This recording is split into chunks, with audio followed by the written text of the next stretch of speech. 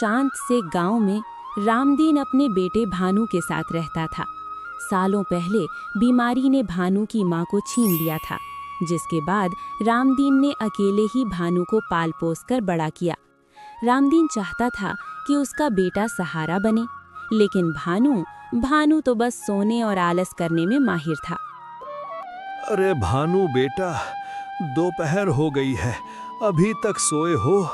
मैंने सुबह कहा था कि कुछ बर्तन पड़े हैं, उन्हें साफ कर देना, पर तुम तो अपनी नींद से ही बाज नहीं आते। ओहो बाबा, आप भी ना। मुझे लगा अभी तो सुबह ही हुई है। आप चिंता क्यों करते हैं, मैं अभी कर दूंगा। आप जाइए जमींदार के खेत पर, वरना वो फिर गुस्सा करेंगे। बेटा, अब इस शरीर में जान नहीं बची। मैंने जमींदार को मना कर दिया है। अब घर का गुजारा तुम्हें ही करना होगा। मेरी हड्डियां अब जवाब दे चुकी हैं। पिताजी, आप सीधे क्यों नहीं कहते कि आपको मेरा सोना पसंद नहीं? आप झूठ क्यों बोल रहे हैं कि आप काम नहीं कर सकते? तुम्हें मेरी बात झूठ लगती है? बाहर निकल कर देखो, लोग ताने मारते हैं कि कैसा निकम्मा बेटा पाल रखा है।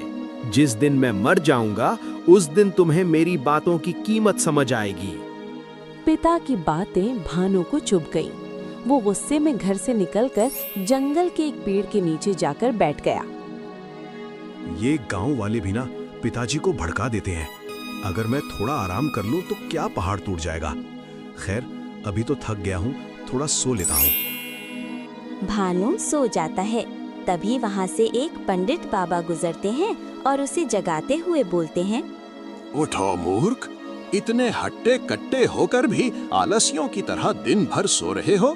क्या तुम्हें जीवन का कोई उद्देश्य नहीं पता? बाबा, आपको क्या समस्या है? घर पर पिता नहीं सोने देते, यहाँ आप आ गए। मुझे शांति से रहने दीजिए। बेटा, मैं तुम्हारा दुश्मन नहीं, तुम गलत राह पर हो। याद रखना, तुम पर बहुत बड़ी मुसीबत आने वाली है। अगर अब भी नहीं संभले तो भारी कीमत चुकानी होगी। जाइए बाबा, मुझे मत डराइए, मैं देख लूंगा। भानु ने बाबा की चेतावनी को अनसुना कर दिया, लेकिन समय अपनी चाल चल रहा था। कुछ ही दिनों में रामदीन की हालत इतनी बिगड़ गई कि वो बिस्तर से उठ भी नहीं पा रहा था। घर में न अनाज बचा न पैसा। भानु बेटा, शायद अब मेरा वक्त आ गया है। अपना ख्याल रखना। याद रखना, काम कोई छोटा बड़ा नहीं होता। इंसान की सोच छोटी बड़ी होती है। नहीं पिताजी, मैं आपको कुछ नहीं होने दूंगा। मैं आपको अभी डॉक्टर के पास ले चलता हूँ। भानु अपने पिता को लेकर अस्पताल जाता है और डॉक्टर भानु को बताते हैं, भानु, इनकी हालत बहुत गंभीर है।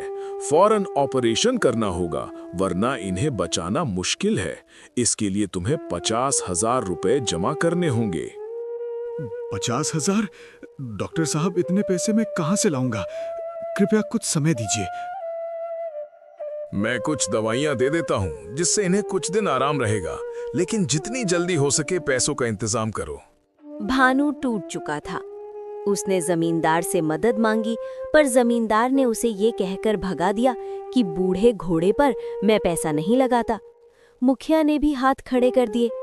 थक हार कर भानु फिर उसी पेड़ के नीचे जाकर रोने लगा। ईश्वर, मेरी मदद करो।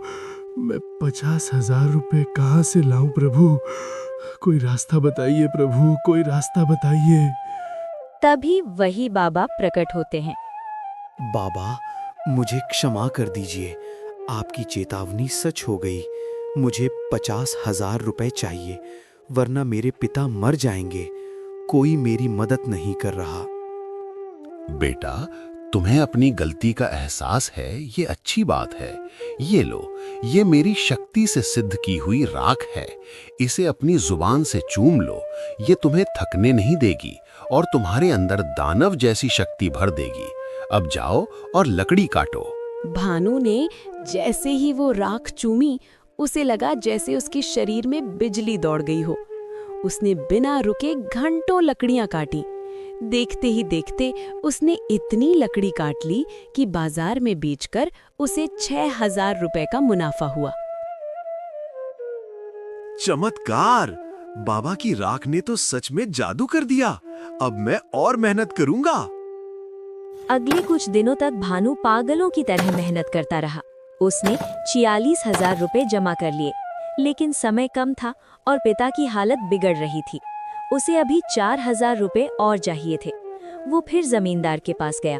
ठीक है, मैं तुम्हें 4,000 नहीं पूरे 5,000 रुपए दूंगा, लेकिन तुम्हें मेरा 10 कट्ठा खेत एक ही दिन में जोतना होगा। मंजूर है सेठ जी, कल शाम तक काम पूरा मिलेगा। भानु ने कड़ी धूप में बिना रुके अपने पसीने से खेत को सींच दिया। उसकी मेहनत देखकर जमींदार भी दंग रह गया।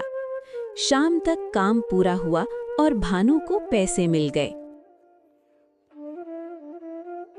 पिताजी की सांसें तुम्हारी इन भुजाओं की ताकत पर टिकी हैं। बाबा की राख मेरे साथ है, मुझे थकान नहीं हो सकती। दोपहर की चिलचिलाती धूप में भानु पसीने से तरबतर हो गया, पर उसकी रफ्तार कम नहीं होती। शाम तक उसने लकड़ियों का एक विशाल ढेर लगा दिया। भानु शाम तक लकड़ी लेकर बाजार पहुंचा और आज व्यापारी से मिला। अरे भानु, तुम तो गांव के सबसे बड़े आलसी कहे जाते थे। एक ही दिन में इतना सारा काम, और लकड़ियां भी इतनी शानदार और सूखी। ये लो तुम्हारे 6,000 रुपए। कल और लाओगे तो और पैसे दूंगा। धन्यवाद मालिक, कल मैं इससे भी ज्यादा मेहनत करूंगा। भानु अब रोज सुबह 4 बजे उठता।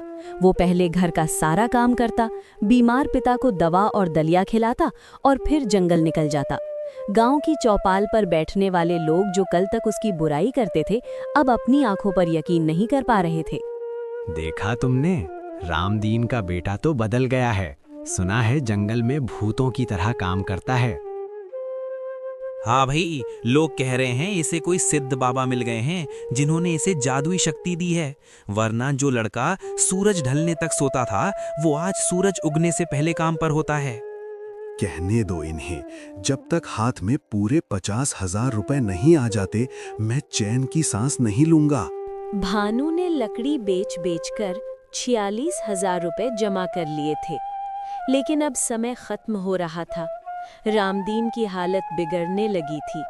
डॉक्टर ने कहा था कि अगर अगले 2 दिनों में ऑपरेशन नहीं हुआ तो जहर पूरे शरीर में फैल जाएगा। भानु को 4,000 रुपए की सख्त जरूरत थी। भानु फिर से जमींदार के पास मदद मांगने गया। आओ भानु, सुना है आजकल बहुत बड़े मेहनती बन गए हो। क्या चाहिए? पैसे? हाँ सेठ जी, सिर्फ 4,000 रुपए कम पड़ रहे हैं। मेरे पास समय नहीं है, आप ये पैसे दे दीजिए, मैं आपके यहाँ उम्र भर गुलामी करूँगा। गुलामी की जरूरत नहीं, मेरे एक और खेत की जुताई कर दो। मेरा 10 कट्ठा खेत बंजर पड़ा है, मिट्टी पत्थर जैसी सख्त हो चुकी है। अगर तुम कल सूर्यास्त से पहले उस पूरे खेत की जुताई कर दो, चाहो तो मेरे बैल को भी ले जाओ। अगर तुम ये काम कर दिए तो मैं तुम्हें 5,000 रुपए दूंगा। मंजूर है? मंजूर है सेठ जी, कल शाम तक काम पूरा मिलेगा। दोपहर तक भानु की हिम्मत टूटने लगी थी। उसके हाथों से खून निकलने लगा था। तभी उसे पंडित बाबा की आवाज उसके कानों में गूंजी। मुसीबत का पहाड़ गिरेगा भानु, तैयार रहना। भानु ने फिर से खेतों को जोतने लगा। हाथ जवाब दे रहे हैं, प्यास से गला सूख रहा है। बाबा, क्या आपकी राख का असर कम हो रहा है? नहीं, मुझे हारना नहीं है। पिताजी का चेहरा याद करो भानु, उनकी वो कमजोर आवाज याद करो। सूर्यास्त का समय जमींदार खेत पर आता है और उसकी आंखें फटी की फटी रह जाती हैं। पूरा खेत जोता जा चुका था। भानु वहीं खेत के किनारे मेड़ पर बैठा था। ये नामुमकिन है। 10 आदमियों का काम एक लड़के ने एक दिन में कर दिया। लो भानु, ये रहे तुम्हारे पैसे। तुम इंसान नहीं, कोई दैत्य हो। पैसे उठाए और सीधा अस्पताल भागा।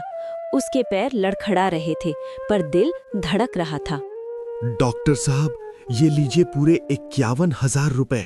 एक एक रुपया मेरी मेहनत का है। अब मेरे पिता को बचा लीजिए, देर मत कीजिए। शाबाश भानु, तुम्हारी मेहनत रंग लाएगी। हम अभी ऑपरेशन शुरू करते हैं। ऑपरेशन शुरू की जाती है। कुछ समय बाद डॉक्टर मुस्कुराते हुए बाहर आते हैं। बधाई हो भानु, ऑपरेशन सफल रहा। तुम्हारे पिता अब खतरे से बाहर हैं। सच कहूं तो उनकी जीने की इच्छा और तुम्हारी मेहनत ने चमत्कार कर दिया। अगर तुम थोड़े भी लेट होते तो हम उन्हें खो देते। आपका बहुत शुक्रिया डॉक्टर साहब। क्या मैं उनसे मिल सकता हूँ? कुछ दिनों ऐसे ही बीत जाते हैं। अब भानु अपने पिता को लेकर घर आता है। बेटा, मैं अभी भी जिंदा हूँ। मुझे लगा मैं अब तुमसे कभी नहीं मिल पाऊंगा। पिताजी, आपको कुछ नहीं होगा। अब आपका बेटा बदल गया है। मैंने आपके इलाज के लिए पैसे कमा लिए हैं। अब आपको कभी जमींदार की झिड़कियां नहीं सुननी पड़ेंगी। मेरे लाल, इन हाथों ने बहुत कष्ट सहा है। मुझे माफ कर दे बेटा, मैंने तुझे बहुत डांटा था।